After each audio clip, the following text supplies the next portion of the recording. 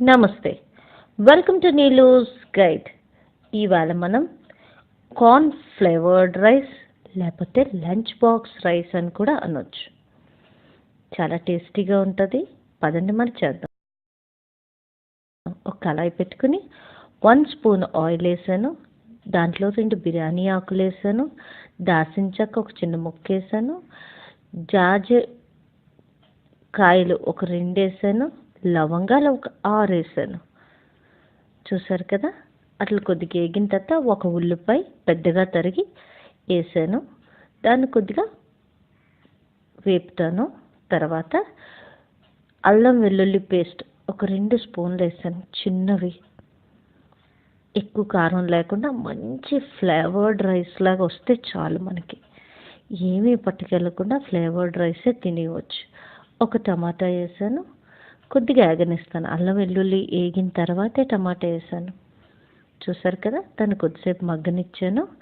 మగ్గిన తర్వాత 1 కప్పు పుదీనా వేసాను. ఉత్త రైస్ తింటే ఏం బలం రాదు కదా, అన్ని పోషక విలువలు కావాలి కాబట్టి 1 కప్పు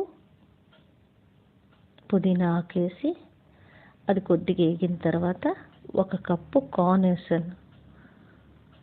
చూసారు కదా, ఇప్పుడు తగినంత ఉప్పు వేసాను. మొక్కజొన్న పొత్తు గింజలు అన్నమాట అవి. ఆ తర్వాత 2 కప్పులు రైస్ కడిగిన వేసాను. ఇప్పుడు నేను ఏం చేశానంటే గరం మసాలా వేసాను. అందులో ఏంటంటే 1 అర స్పూన్ ధనియాలు, 1 అర స్పూన్ జీలకర్ర, మిగిలిన గరం మసాలా వేసి 1½ స్పూన్ చేసి అది వేసాను. కొద్దిగా బియ్యం వేపుతాను. వేగిన తర్వాత 2 రెమ్మలు కరివేపాకు వేసాను. చాలా సింపుల్ రెసిపీ. ఇప్పుడు నేను వాటర్ యాడ్ చేస్తున్నాను.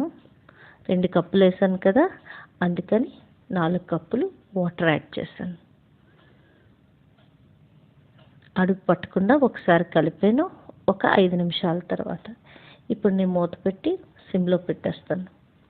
అయిపోయింది. ఒక 7 మినిట్స్లో మళ్ళీ అయిపోతుంది అన్నమాట. మొత్తం అయిపోయిన తర్వాత చూసారు కదా, అడుగు పట్టలేదు అసలు. చాలా ఈజీ రెసిపీ. ఇది టిఫిన్ బాక్స్లో పెట్టుకుని వెళ్ళిపోతే ఫ్లేవర్ మంచి స్పైసీగా ఉంటుంది, రుచిగా ఉంటుంది. తప్పకుండా ట్రై చేయండి. It's a wonderful recipe and it's very easy recipe.